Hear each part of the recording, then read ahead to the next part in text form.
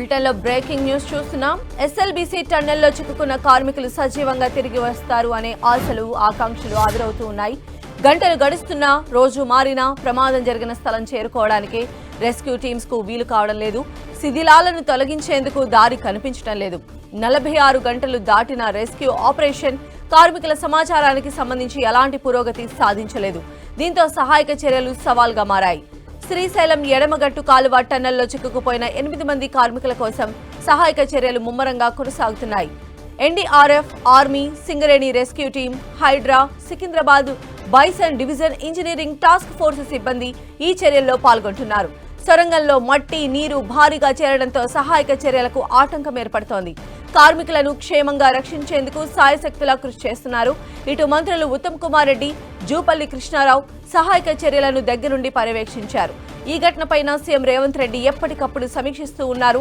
కార్మికులను రక్షించేందుకు అన్ని విధాల ప్రయత్నాలు కొనసాగించాలని సూచించారు. ఇటు వాటర్ ఫ్లోటింగ్ సహాయక చర్యలకు ఆటంకంగా మారింది. నిరంతరం నీటిని బయటకు తోడేయడంతో పాటు సొరంగంలోనికి ఆక్సిజన్ అందించే ఏర్పాట్లు చేసినట్లు అధికారులు సీఎంకు వివరించారు. టన్నెల్లో కూలిన మట్టి దిబ్బలను తొలగించి ప్రమాదం జరిగిన చోటుకి చేరుకునే ప్రత్యామ్నాయ మార్గాలు పరిశీలిస్తున్నట్లు తెలిపారు. మరోవైపు సహాయక చర్యల్లో 130 మంది ఎన్డీఆర్ఎఫ్ సిబ్బంది, 120 మంది ఎస్డీఆర్ఎఫ్, 24 మంది ఆర్మీ, 24 మంది సింగరేణి రెస్క్యూ టీం, 24 మంది హైడ్రా సిబ్బంది పాల్గొంటున్నారు. సొరంగంలో 14 కిలోమీటరు దగ్గర పైకప్పు కూలింది. అక్కడి వరకు వెళ్లిన సహాయక బృందాలు టన్నెల్ బోరింగ్ మిషన్ వద్దకు వెళ్లేందుకు తీవ్రంగా శ్రమిస్తూ ఉన్నారు. అక్కడి నుంచి 1/2 కిలోమీటర్ వెళ్లేందుకు మట్టి, నీటితో అడ్డంకులు ఏర్పడుతున్నాయి. హై కెపాసిటీ పంపింగ్ సెట్లు, క్రేన్లు, బుల్డోజర్ల సాయంతో ముందుకు వెళుతున్నట్లు ప్రయత్నాలు చేస్తూ ఉన్నారు. టన్నెల్లో 14 కిలోమీటర్ల దగ్గర 100 మీటర్ల మేర 15 అడుగుల ఎత్తు బురద పేరుకుపోయింది. షిప్పింగ్ బోట్లు, టైర్లు, చెక్కబల్లలు వేసి దాటేందుకు ప్రయత్నిస్తూ ఉన్నారు. మరో 50 మీటర్ల బురద స్థలాన్ని దాటితేనే ప్రమాద స్థలికి వెళ్లగలమని సహాయక బృందాలు చెబుతున్నాయి. ఆర్మీ వైద్య బృందాలు కూడా సహాయక చర్యల్లో పాల్గొన్నాయి. సహాయక చర్యల కోసం నేవీ బృందం రంగంలోకి దిగింది. నిన్న రాత్రి శ్రీశైలం చేరుకుంది నేవీ బృందం.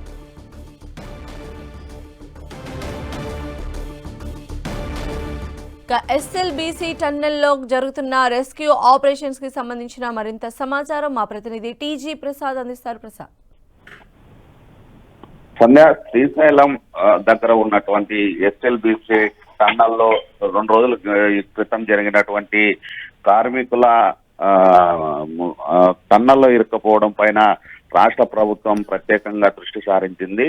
2 రోజుల పాటు మంత్రులు ఇక్కడే ఉంటూ ఆ కార్మికుల్ని క్షేమంగా తీసుకురావాలని ప్రయత్నం మాత్రం ముందుకు పోలేదనేది స్పష్టంగా అర్థమవుతుంది. ఏదైతే టన్నెల్లో నీరు, అదేవిధంగా బురద ఉండడంతో రెస్క్యూ టీము ముందుకు వెళ్ళలేని పరిస్థితి కనిపిస్తుంది. 14 కిలోమీటర్ల ఆ టన్నెల్లో ఉన్నటువంటి 8 మంది కార్మికుల కోసం నిరంతరం కృషి చేస్తున్నప్పటికీ అక్కడే ఉన్నటువంటి ఏదైతే వాటరు, అదే బురద ఉండడంతో రెస్క్యూ టీము ముందుకు వెళ్ళలేని పరిస్థితి. దాదాపు 13 కిలోమీటర్ల 800 వరకు వెళ్ళినప్పటికీ ఇంకా 150-200 మీటర్ల దగ్గర మాత్రం తీవ్ర ఇబ్బందులకు గురవుతుంది అనేది ఆ రెస్క్యూ టీం చెబుతుంది.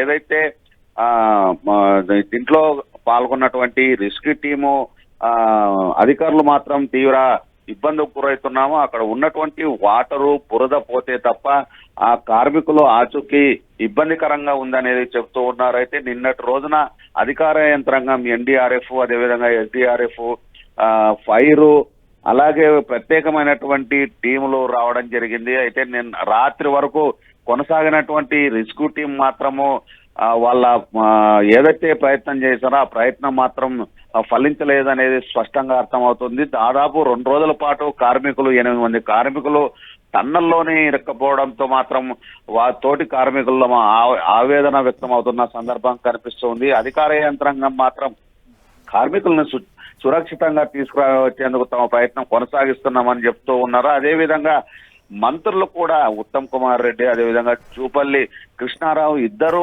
మంత్రులు నిన్నటి రోజున ఉండి సమీక్షించడం జరిగింది. అదేవిధంగా జూపల్లి కృష్ణారావు అయితే టన్నెల్లోకి వెళ్లి దాదాపు 5-6 గంటల పాటు రెస్క్యూ టీంతోనే ఉండడం జరిగింది. అయితే రెస్క్యూ టీంతో ఉన్న సందర్భంలో మాత్రం పెద్ద ఎత్తున ఏదైతే టన్నెల్లో ఉన్నటువంటి ఆ పిల్లలు పడి అక్కడ ఇబ్బందికి గురైంది. అదే అందుకోసమే రెస్క్యూ టీముకి చిక్కని పరిస్థితి కనిపిస్తూ ఉంది. అక్కడ బురదని అదే విధంగా వాటర్ ని పంపింగ్ చేస్తే తప్ప ఆ కార్మికుల్ని ముందుకు తీసుకురాలేమనేది స్పష్టంగా అర్థమవుతుంది. అయితే దీనికి సంబంధించి ఈ రోజు ప్రసాద్, అయితే మంత్రి జూపల్లి నిన్న బయటకు వచ్చి చేసినటువంటి వ్యాఖ్యలు మనం పరిశీలించవచ్చు. లోపల చాలా ఆటంకాలు ఉన్నాయి, లోపల చిక్కుకున్న కార్మికులకు సంబంధించి ఆశలు సన్నగిల్లుతున్నాయి అనేటువంటి వ్యాఖ్యలు చేశారు.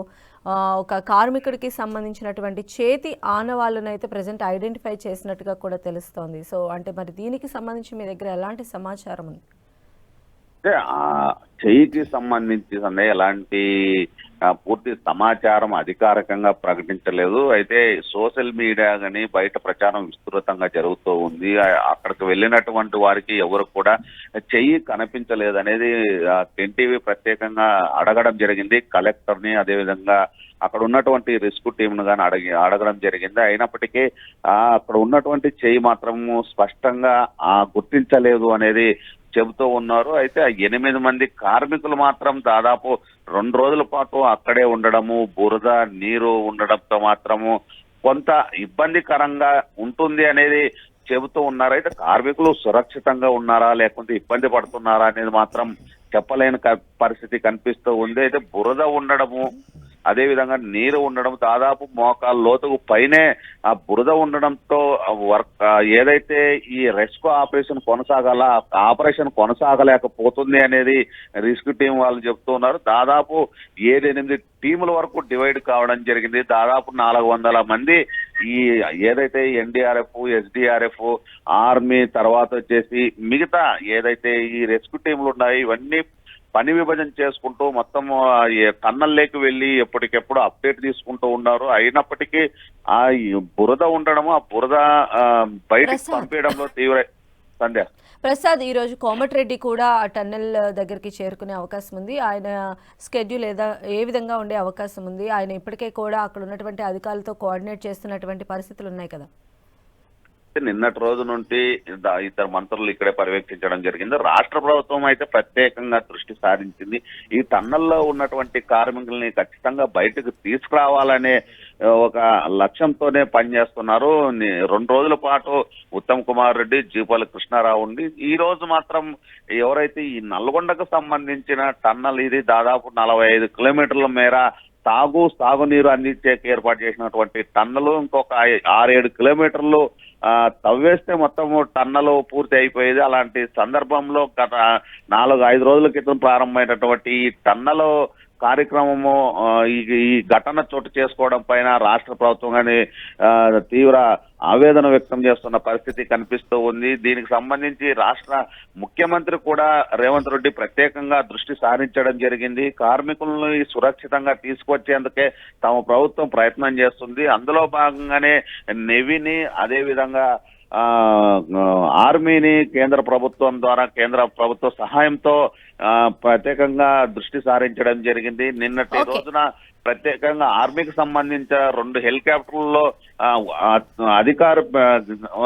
అధికారులు రావడం జరిగింది. అదేవిధంగా ఎక్విప్మెంట్ కీలకమైన వాటి అత్యాధునిక పరికరాలను కూడా తీసుకురావడం జరిగింది. అక్కడ ఉన్నటువంటి కార్మికులను గుర్తించేందుకు ప్రత్యేకంగా దృష్టి సారిస్తున్నారు. ఈ రోజు కోమటిరెడ్డి వెంకటరెడ్డి గాని వచ్చే అవకాశాలు ఉన్నాయి. అయితే అధికార యంత్రాంగం ఎప్పటికప్పుడు సమాచారాన్ని తీసుకుంటుంది. కార్మికులను మాత్రం రక్షణే తమ లక్ష్యమని రాష్ట్ర ప్రభుత్వం చెబుతుంది. దానికి సంబంధించి కార్మికులను బయటకు తీసుకొచ్చేందుకు తమ ప్రయత్నం కొనసాగిస్తాం. రెస్క్యూ టీం రాత్రి కూడా 10-11-12 గంటల సమయం వరకు రెస్క్యూ టీం కొనసాగింది. అయితే ఆ టీం వచ్చిన తర్వాత ఇంకో టీం అయితే ఏదైతే ఆ టీంలు ఉన్నాయో మొత్తం కంటిన్యూగా రెస్క్యూ చేస్తూ ఉన్నాయి. కార్మికుల్ని బయటకు తీసుకొచ్చేందుకు తమ ప్రయత్నం కొనసాగిస్తున్నాము. ఖచ్చితంగా ఆ కార్మికులను ఎలా ఉన్నప్పటికీ కార్మికులను తీసుకొచ్చే బాధ్యత తమదే అనేది రెస్క్యూ టీం చెబుతూ ఉంది. రెస్క్యూ టీం ను అడిగిన సందర్భంలో మాత్రము అక్కడ ఏదైతే బురద ఉందో ఆ బురద వాటర్ ఇబ్బందికి గురవుతుందా అనేది చెబుతున్న సందర్భం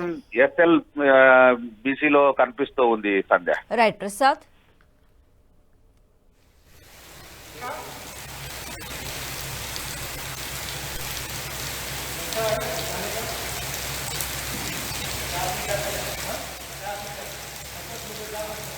$50 मीटर है क्या?